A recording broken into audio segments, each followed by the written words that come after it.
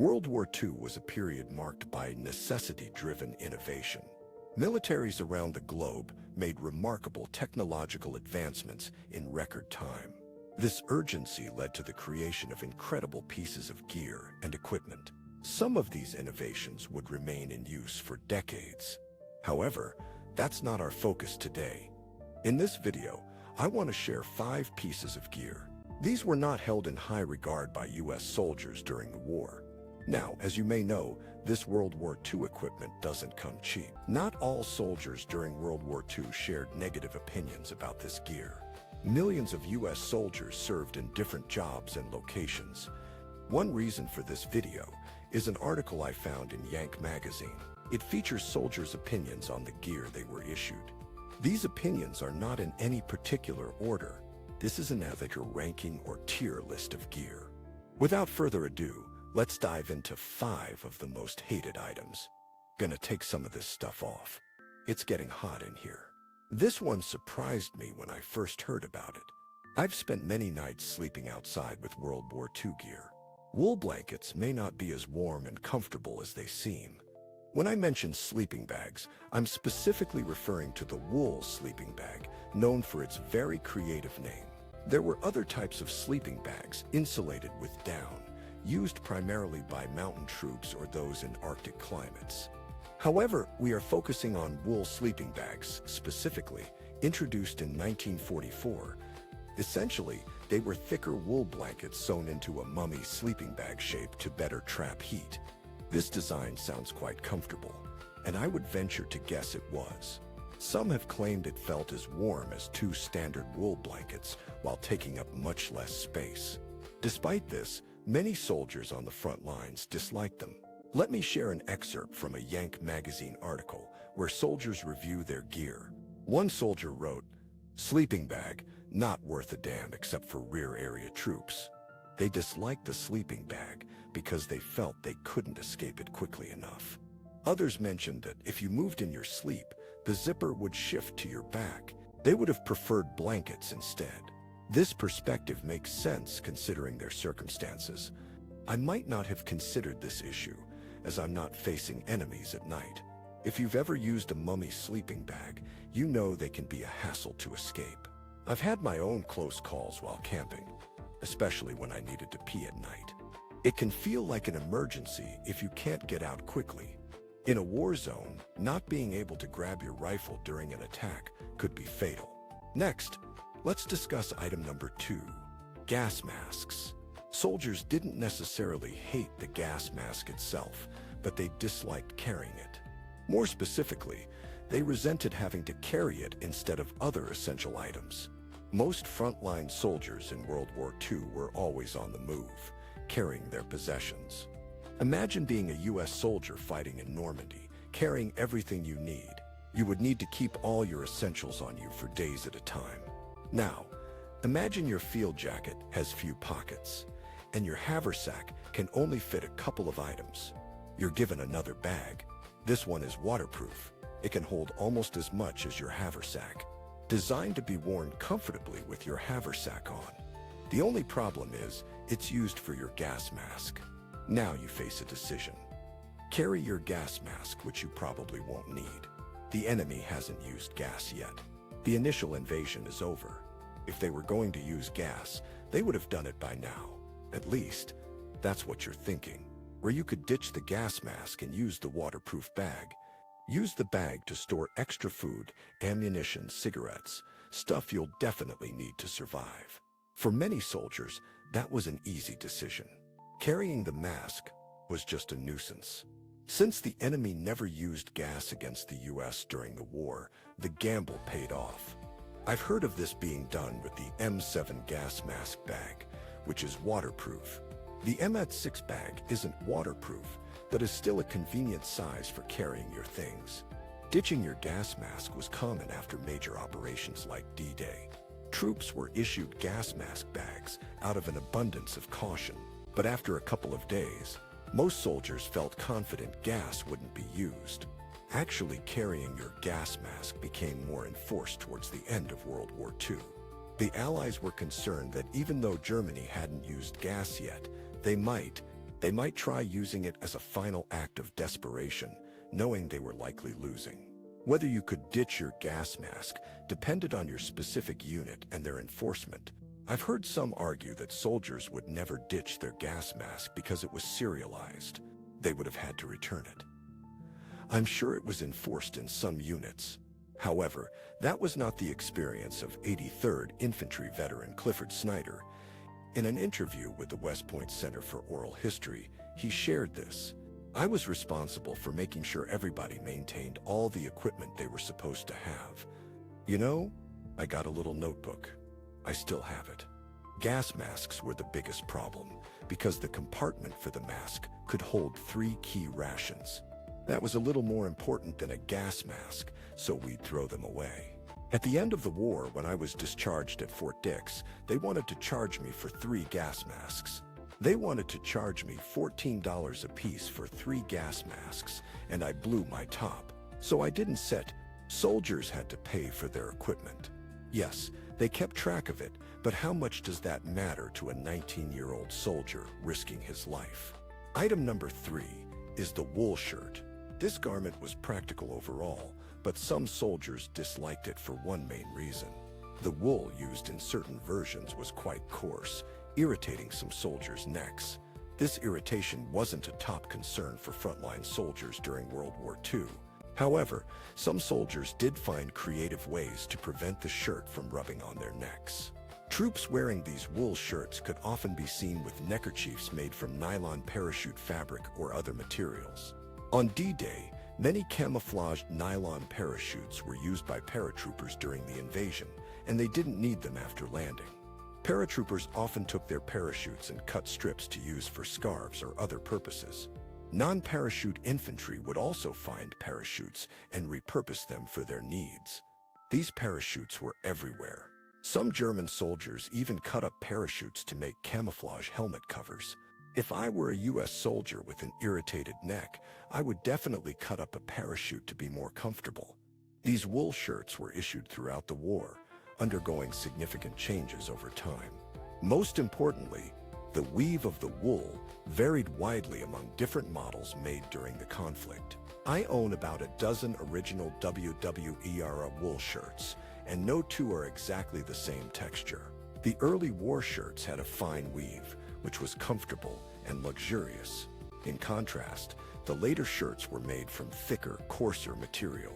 They were warmer and more practical. However, this coarser material was likely less comfortable in certain situations. I've discussed this in previous videos, and people often comment that soldiers wouldn't have cared about neck rashes. But don't shoot the messenger. I'm just sharing what soldiers did back then. Soldiers during WWII aimed to stay as comfortable as possible in the difficult situations they faced. Number 4 is the M41 jacket. This jacket is so iconic, it's one of the first images that comes to mind when you think of a WWII infantryman.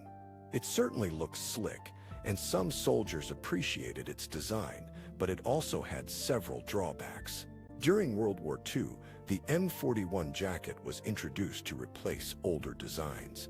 Its exterior featured a light olive drab color, while the lining was a darker wool. This jacket stopped at the waist, which I believe was a mistake. A longer jacket would have been warmer and more practical. It seems the Army recognized this too, as they created a longer version called the Arctic M41 jacket. These Arctic jackets were issued to soldiers in colder climates, designed to keep them extra warm. However, I question why the standard version wasn't made longer. It seems practical for all climates. The light color of the jacket posed a challenge as well. It didn't blend in with the dark European foliage during summer. This led some soldiers to turn their jackets inside out, exposing the dark wool lining to camouflage better. To clarify, this was not intended as a reversible jacket like some other WWS garments. Soldiers developed this technique to adapt to their environments better. When soldiers have to wear the lining outside for warmth, it indicates the jacket may not have been the best choice. However, I believe the jacket's color wasn't its most significant drawback. The pockets were the real issue. The jacket features two front pockets that lack snaps or buttons, making them quite ineffective. These pockets are small and angled, causing items to easily fall out when on the move. In my opinion, those pockets are only useful for resting your hands while standing around. Soldiers often had to carry all their possessions on them while moving, which was challenging.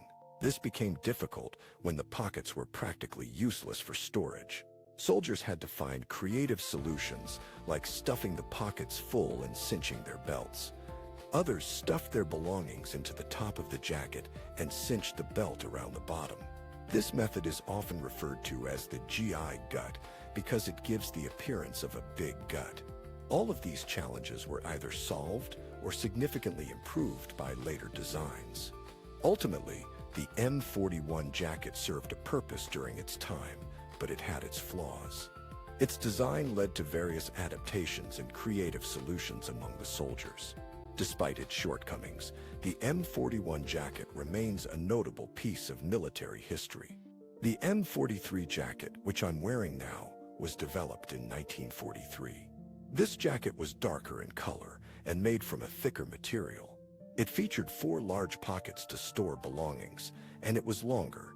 Additionally, it had a removable liner for cold temperatures, although most were issued without it. The Yank magazine article we've referenced had some interesting feedback on these jackets. Field jackets were preferred over the old field jackets, though they suggested a heavier lining. I suspect these soldiers received the jackets without that optional liner. Even so, the M43 was much warmer than the old jacket and offered more pocket space. One soldier remarked that it had ample space for grenades and other essentials. However, even by the war's end, some soldiers were still using the old-style jackets. Now, let's discuss item number 5, leggings.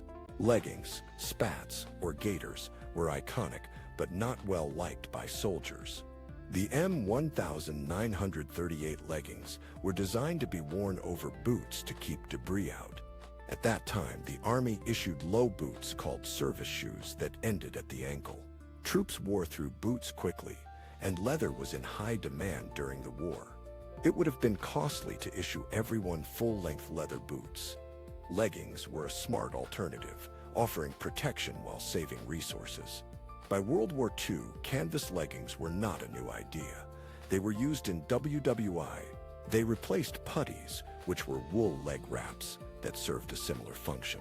However, puttees were even more annoying to put on than leggings. Despite their practicality, soldiers were not fond of the leggings. The leggings took a long time to put on and take off. They often didn't provide enough protection from moisture and mud. Soldiers also complained that they would snag on things while moving.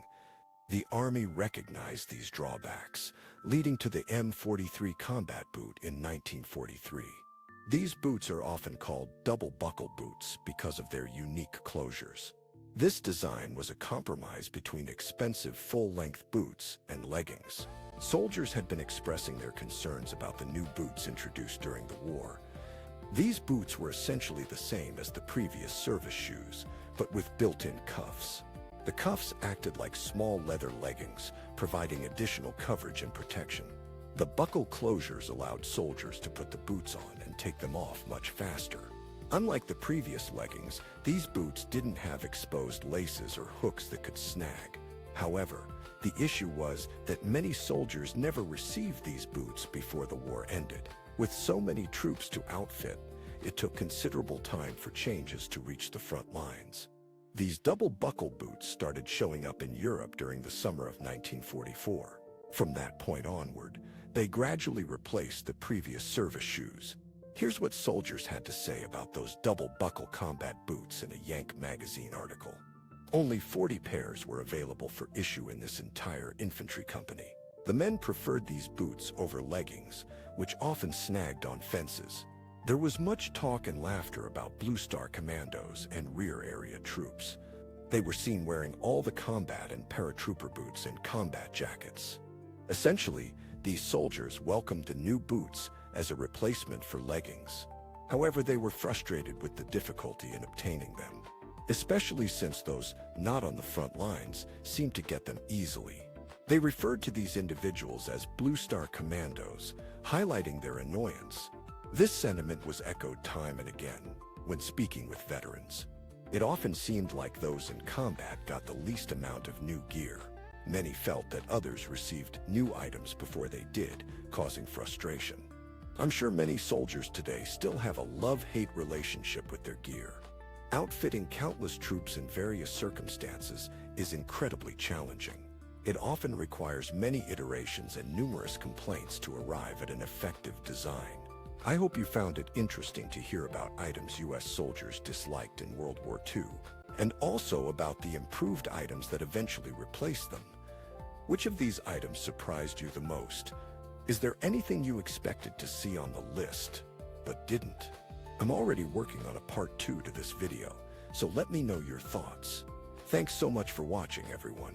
Do not forget to download the game using the link in the description, and I'll see you in the next video.